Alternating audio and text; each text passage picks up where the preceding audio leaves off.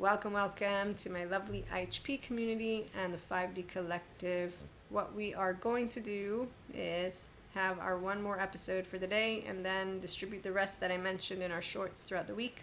So if you did tune into any of them, don't expect anything else for the day, and I'm playing it all by ear. And so yes, just if you subscribe, the little notification bell depends on if you want, but if you do that, that way you're updated whenever something goes live, because I don't have set days and I don't plan on it right now. But in the meantime, if you're new, you can tune in to our lengthy episode of Sciences, Spiritual and Spirituality Together Enlighten on Human Evolution and Consciousness 5D Mystic.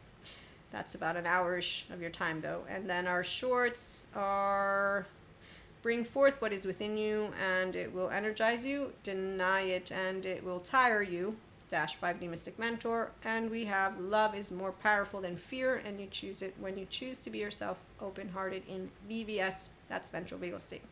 This one we're just going to chit-chat a little bit about the way of discernment and equanimity when you get to love.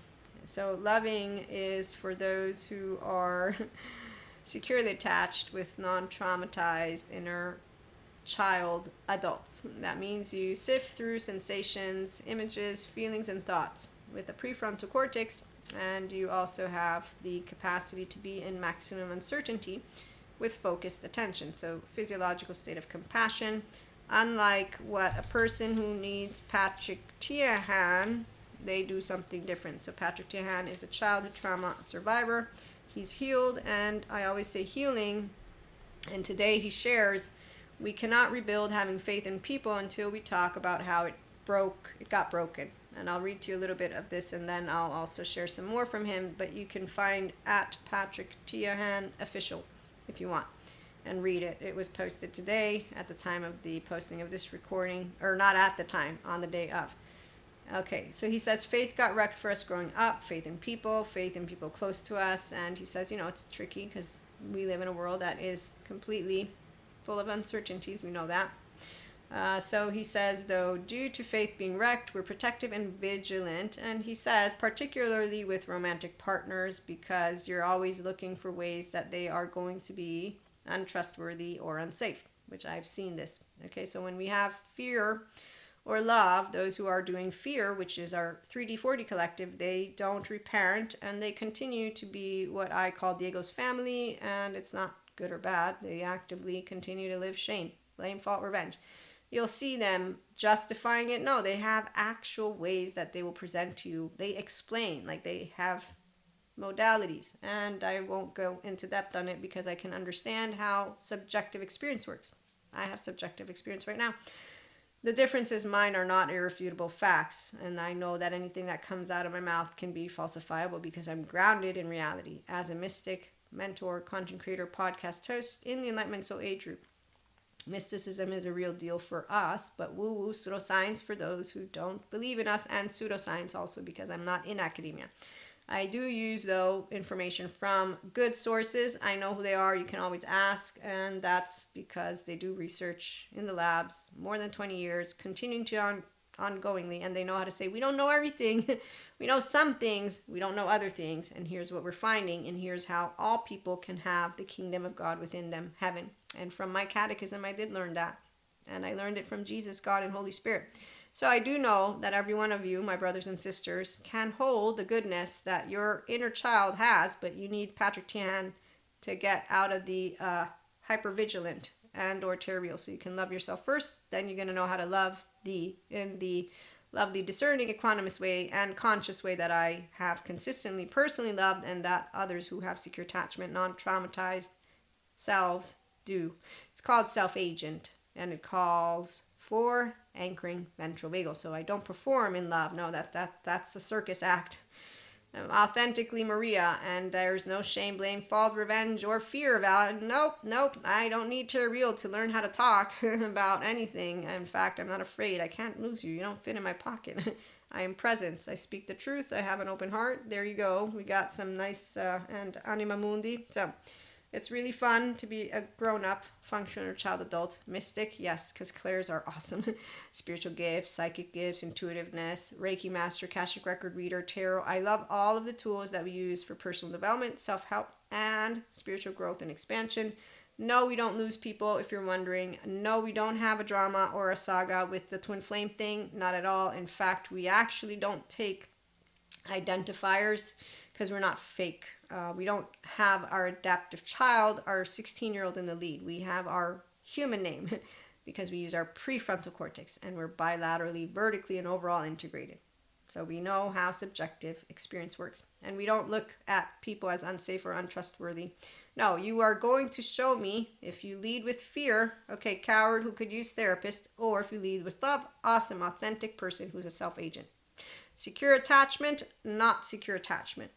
Whole self with aliveness, ventral vagal state, protective teenage version of themselves, and there's a variety of that. Okay, so with that, it doesn't really matter for us if it's romantic or not. Within the polyamory community, for example, somebody saying you're not pearly enough is not a securely attached human being. Somebody who is a monoamorous and monogamous person saying you're all masochists, not the healthy self-worth ones.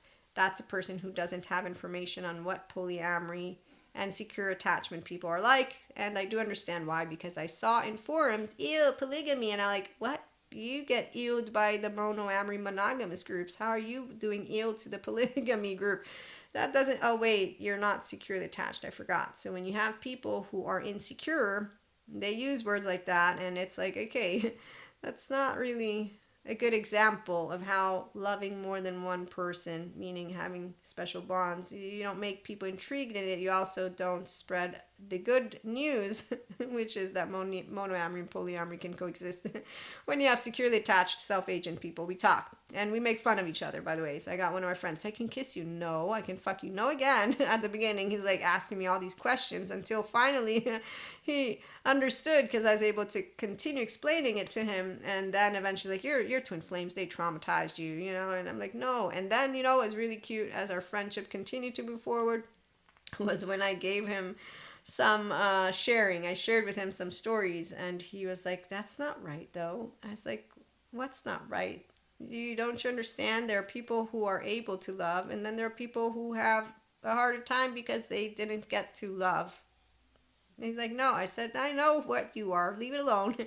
What this means is when people who love you, like other people who chime in when this one's funny. So I have a human being who's having very, very clear situation of, I'm going to put it this way, monoamory, monogamous, married, deciding that they want to have a thrill and making it very clear. And I'm like, okay, so before you do that, since you have the potential possibility to use your mouth to talk, how about you talk to that which is your married partner and say, look, I'm completely unsatisfied, and have what Terry would call a good functional adult conversation, which is why he's there for people like this who don't know how to do that. But this person didn't choose to go to therapy with the partner. No, like a good one like Terry.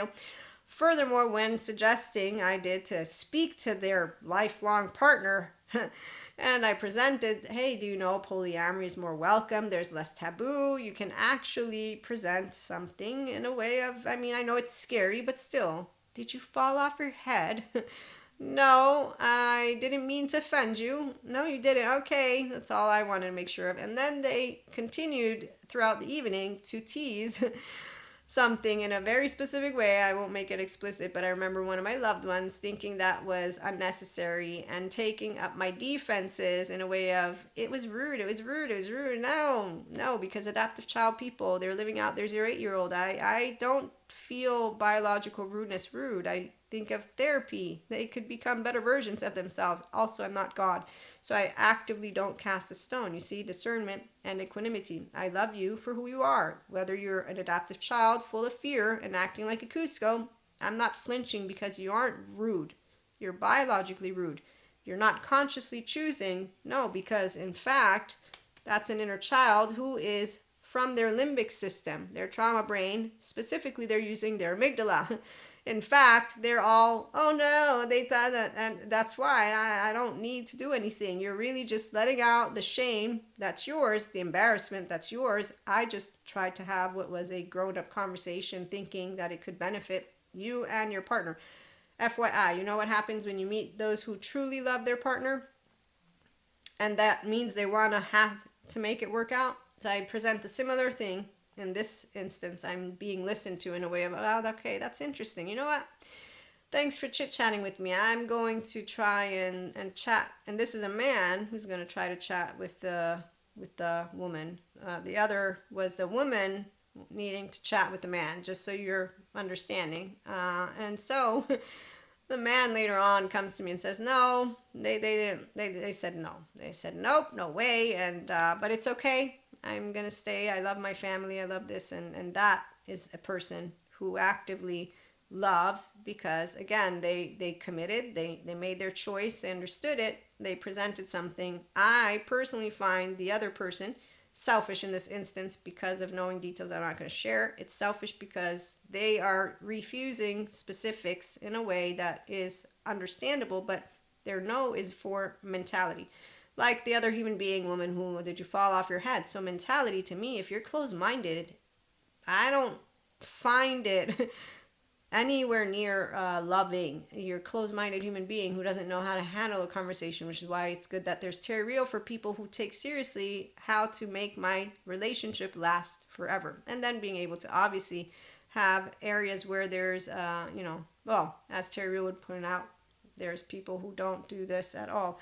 I always know two people choose, and you can always make it work, but you do have to have also happiness. Life is short. Time is not about money, as our lovely Sadhguru quote of the day is, time is about life. And if you don't wake up happily with people, and if you don't have the capacity to talk honestly, I mean, really, what?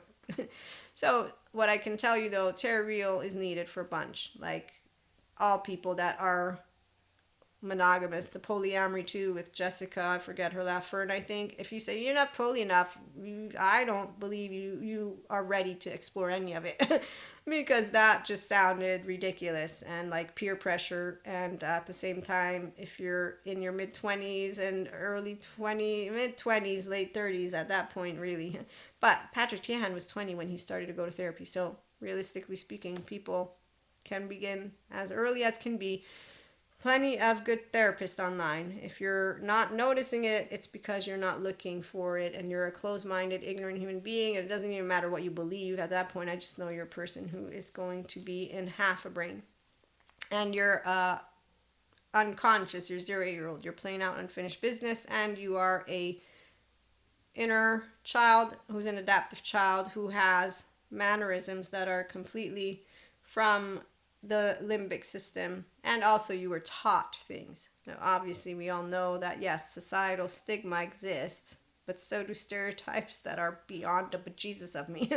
Oh, that fancy lady in a suit, one of her latest was, we need to perform always in a relationship. Yeah, I'm not a circus act. I don't perform.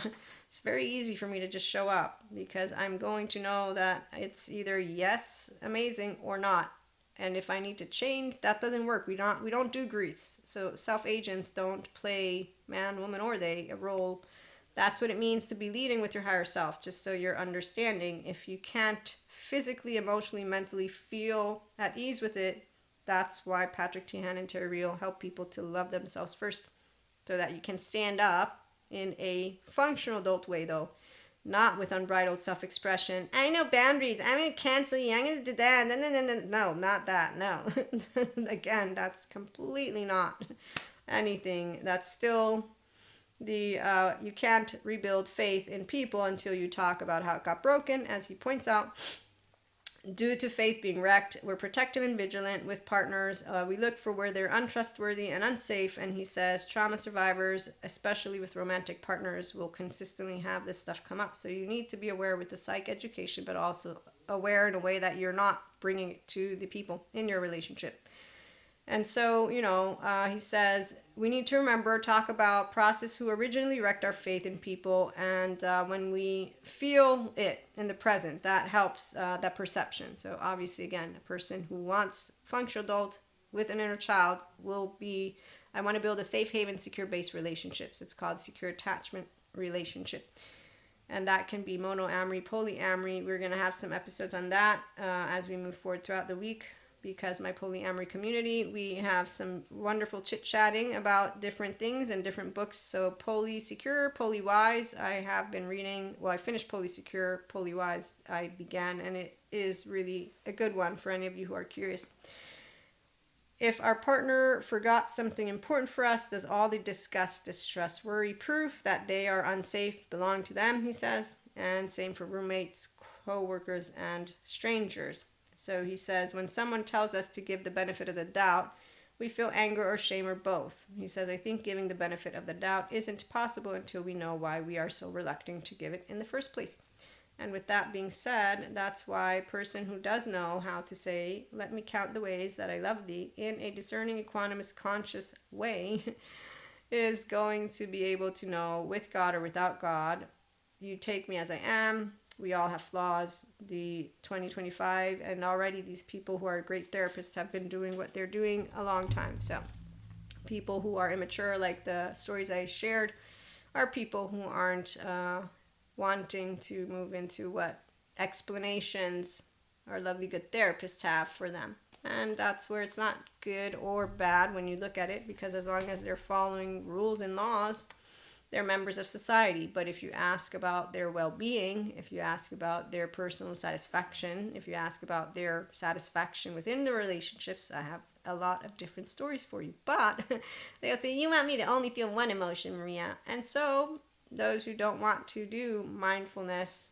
with mindsight and mindset, like the Zen master, they don't want to anchor in ventral because they don't like to use the prefrontal to evaluate the thoughts and feelings that come up in neutrality. That's the land of the truth. So I have thoughts and feelings. They're not irrefutable facts. I have preferences. I have opinions. I have personality patterns. I have attachment, the secure one, okay? But your patterns you work with when you're a mindfully living, loving person, because everything that comes up, sensations and images, you're able to hold and share. So I'm a safe haven, secure base. That means that I will consistently be equanimous, discerning, and conscious when I'm interacting with anyone in my circle, particularly and especially in a romantic partnership, depending on what has been established by the individuals, because it's through talking and deciding together, by the way. So the only people who assume that something is going to go in a very specific way are those who live out karma and fate, not faith, fate. And those are the 3D, 4D collective, who have a very rigid, unforgiving, harsh. They think that they know discernment. No, they know rigidity, and they know it's always going to be this way. It's called black and white thinking. And we don't do that. We do, okay, I have some pieces to my puzzle, and I have some pieces that are unknown. And then I know my destiny unfolds as I consistently, with equanimity and discernment in my ventral energy. All you need is love. Dun, dun, dun, dun. All you need is love. I get to choose it when I'm interacting with you. And I choose authenticity and transparency. And I know that, again, time is not about money. It's about life. So every day, tick tock, tick tock. It's not hard to understand who's consciously living. And it's those who consciously choose to be in securely attached self-worth relationships, because the other ones, they do something like this, ziggy zaggy ziggy zaggy ziggy zaggy. They're completely inconsistent. It's not even funny, besides the fact that they have clear desire of that which is, hey Pinocchio, so how's your island doing? Awesome. Mean Girls, Hangover, what are you doing? Which one of the shitty, dramatic, whatever bullshit stuff is going on still on TV at this point in our era? Because really, I can't even watch it anymore without thinking shame, blame, fault, revenge. Oh look, adaptive child. Hey, Patrick Tiahan. Hey, they went to Boca Raton. Are you gonna go over there? That's actively my brain when I'm watching anything with this bullshit. Love is not hard at all. No, not for those of us who are self-agents, though. It's only hard for somebody who's afraid to lose someone. You can't be afraid to lose someone if you're like, I'm right here. I spoke. But again, I'm a whole 3-year-old heart, and I did learn about integrity. So my word matters to me. My heart is whole, and you don't break it because it's a muscle. Actively, you can recalibrate every single moment. Panic attacks. No, they were really tough. That's the one part about ascension for me. I've grown my oversoul.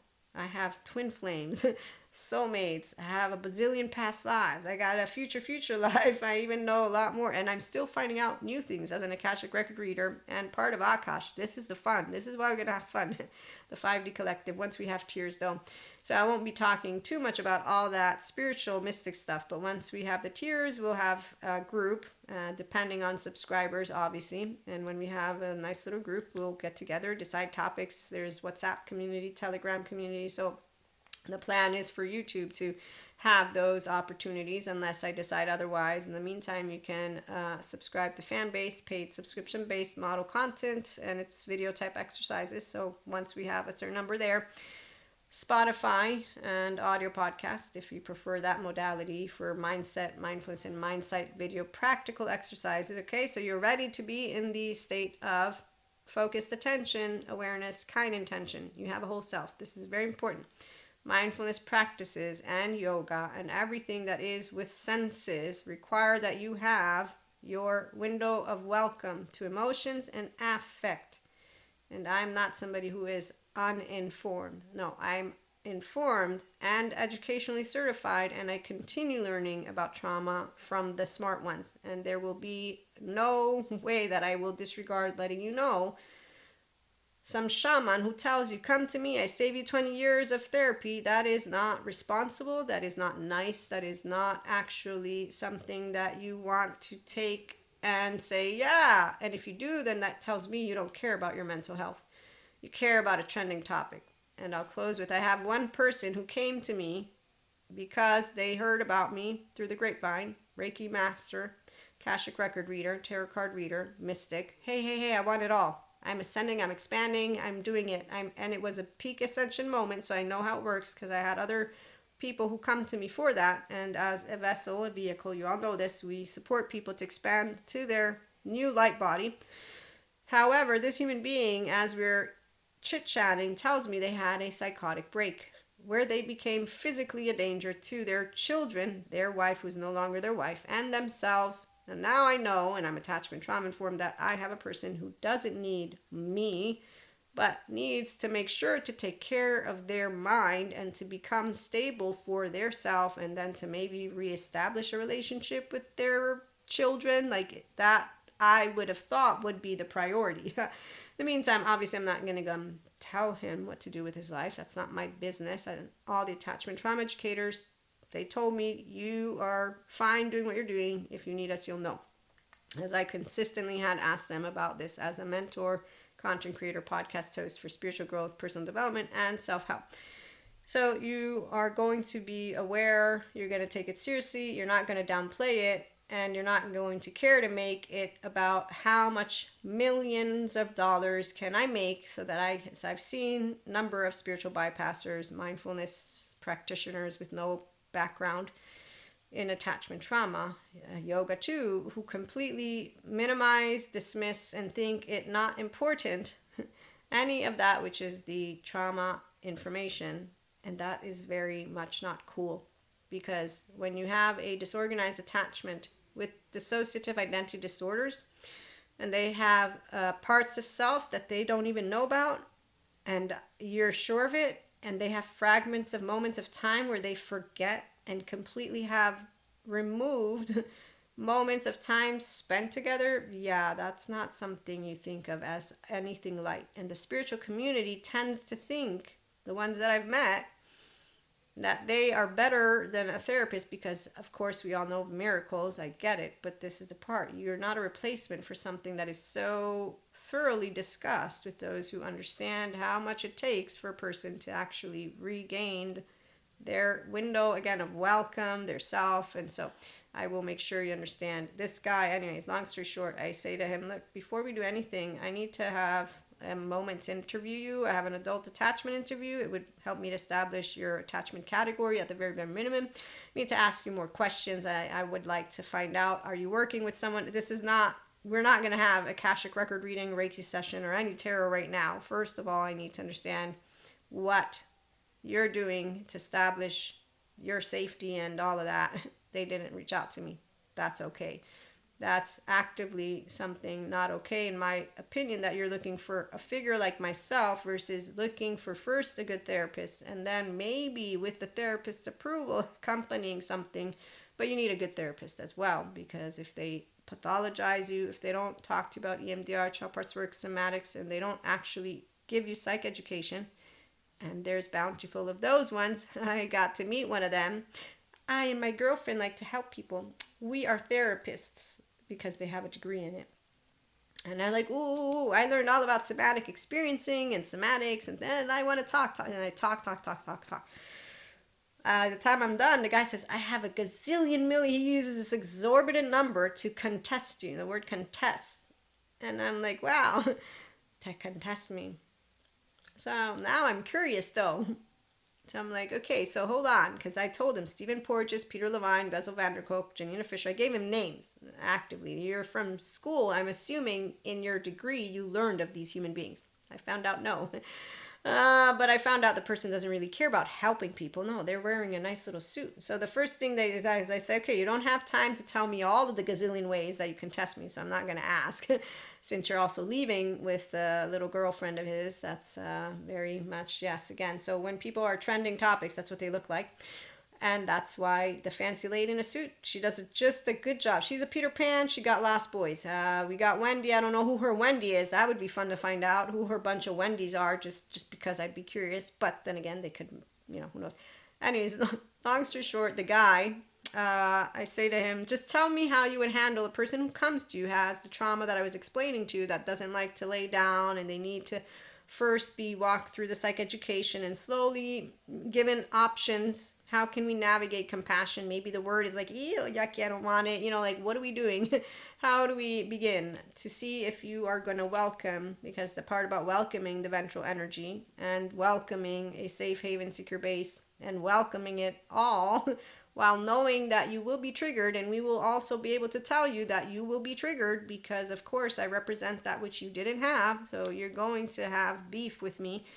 And that's something I've experienced too, again, and got explained by Janina Fisher, Bessel van der Kolk. So when you have Cusco's, why my facade friend or any Cusco, I don't do, oh my God, they got moody, it's Lucifer. No, it's not. It's actively, you got moody for whether it's your exile protector and child parts that are in the room that you didn't take care of. Or I got a person with fragmented self that doesn't remember basically who came in, what I'm doing, or there's so many variables and it's not even funny. But this guy, he goes to describe, I'm wearing a bow tie and a jacket. So he's describing to me what he looks like.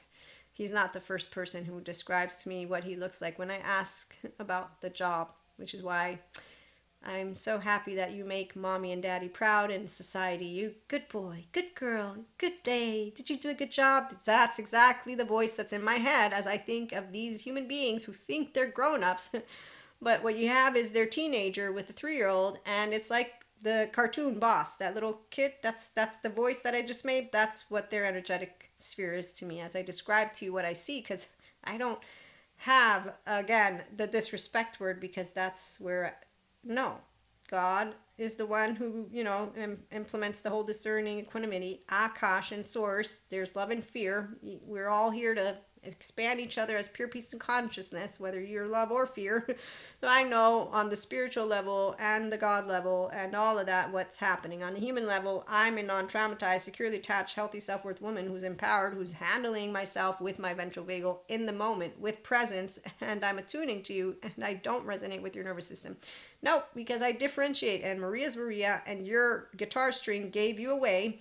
So I can perceive all your child part, whatever it is. I'm not going to try and analyze it. I'm trusting because I'm in the room with a person who's not physically threatening. You're just basically a Cusco, and I'm bountiful of Cuscos. So you're the one that I get to, hey, what's up? So again, I'm humored because I don't feel threatened. What he just did was of a gazillion million ways to contest me makes me know, wow, shit, I mean, you've just discounted a bunch of people I learned from who are badass, and I'm trying to now wonder where is so as I'm getting described, I know who I'm dealing with. It's a fake human being who's making mommy daddy proud. Really, are you? It's the 0 8-year-old. So long story short, he describes the bow tie, the suit. He tells me I have a pen, and they come in and they lay down, and I have them 3 days a week. And the people who are more knowledgeable about me than me with regurgitation of material, they're like, oh, they must be a Freudian. I'm like, so they don't give a shit about who they help, though. They just care about being the Freudian or whatever. So they're putting on a pedestal one group of therapy and saying, nope, I don't want any of the other shit. It's really, wow, you care about helping people? I think you should really think that I care about being the perfect resemblance of the rigid Freudian time, and therefore I'm doing what's right. This is why it's hilarious. I mean, really, this is what is an identity. Patrick Tiahan talks all about identity and fake pause selves. And my lovely teacher, Sue Martin, she taught me about the teenagers usually in the lead, and because I knew teenagers, unkind pricks who had complete insecurity, is why there is no Lucifer. There's just people either who are afraid and being their sympathetic mode to have a good time or not. And we're here, discerning, equanimous grown-ups. Join us, functional adults, 5D mystics, and mindful and living and loving people, spiritual as well, with faith and Akash and Source, Anima Mundi. You bring it on. It's all bountiful and beautiful. And we do know why we have flat earthers. It's okay. We don't use Shakespeare's words anymore. We do like to ask curiosity questions, which is why we give each other breaks on how to use words, erroneously or not, because we don't try to correct how to do something. We're really smart, stable, mature, adaptive, rational, teachable, bilateral, vertical, overall integrated brain people who live life from their prefrontal, not their limbic system. And so when we are engaging, we don't do, excuse me, confusing shit like sciences and spirituality. They don't come together. No, we don't do that. We say, yeah, bring it on. Science, spirituality, spiritual, all of it. Human elements, subject matter, bring math. I'm not a mathematician, but I know quantum physicists, existential physicists, they know how to apply math, which is where that's like one of the pieces that I am missing. It's the data people, but I know when I can go and hang out with them. And that's why I love it whenever I am able to talk about consciousness with some of those who have this type of data. And when we do, it's like, wow, it's seventh heaven and beyond. So we will be back with more. And thanks for stopping by. Like, share, and subscribe. If you do want to be notified, since I don't have a specific schedule, but notifications of when things go live, subscribe, the bell, whatever that stuff is. I don't like to always do that, but yeah, definitely, as long as we don't have a fixed schedule, that will be helpful to you if you're curious. And we're just going to be chit-chatting about a lot of different things as we keep moving forward, focusing on self-help, personal development, spiritual growth from the 5D collective with love, and to know that fear will continue to be here. It helps us expand. It creates an active, very, very interesting sentence, and then I'll let you go. But yeah, the different frequency. In future episodes, we'll talk about this one because it is, let me count the ways I love thee, in knowing that together we bring to life that which is deemed impossible to be experienced by a mortal being. The experience of love in life in its utmost, unlimited and infinite expression and potential. Love and fear do that not because you choose one or the other. I still have fear. Fear as an emotion doesn't go away. My physical body will consistently want Maria to be safe. And as soon as I'm moving, I will be in, as lovely Dr. Daniel Siegel points out, in emotion, energy emotion. So I will get anxious. The difference is because I'm anchored in ventral vagal, because I have a differentiated self, because I have an integrated brain, because I'm a restorative, embodied, self-aware, accountable, regulating person, I can do eustress. And those who don't believe in it, they again aren't going to be here.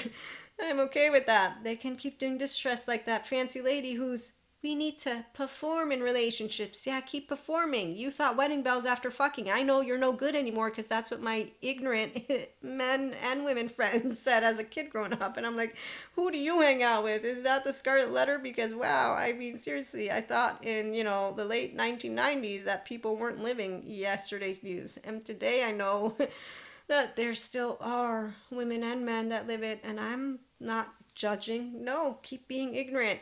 All I can say is there's people that come from all different walks of life and they know about being healthy mentally, emotionally, and physically. And that's men, women, and I don't know these, but I know there are healthy self-worth agents and people who are securely attached out there that are these, that are equanimous, discerning, and love in this healthy self-worth function or child adult way. So again, join us and have a good time. But yeah, you get to choose love, because when you're presented with fear, unkind, liars, traumatized human beings who don't go and get healed with Patrick Tian or Terry Real to love themselves first. Michael Stone's forensic criminologist scale, 1 to 24, they all need therapy. And the 7 to 14 are not charming. They actively are the Peter Pans that follow Wendy's or make up Wendy's, and I know how to spot them like Waldo.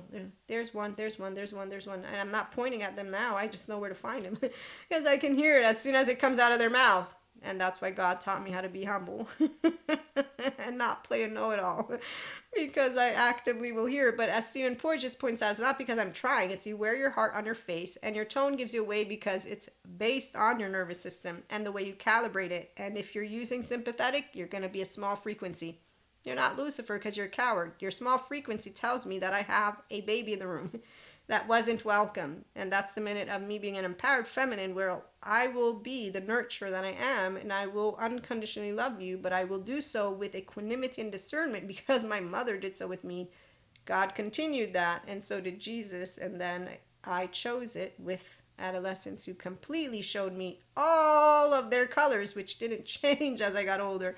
So if I see envy, jealousy, or any of it, that's nothing more than word. I don't hear it. I don't hear it. I'm trying to explain to you. I don't perceive anything that is within the sphere of low self-esteem as manipulative in the way, they took my power away. The guy, am I not decent enough to be saluted? That's in Terry Real's manipulative, desperate, anxious little box. And I just thought, oh my God, it's not about decency. I just didn't think that wow. And I had to deal with a human being who is ridiculously ridiculous. We'll be back with more again. Thanks for stopping by. Like, share, and subscribe, and have a good one.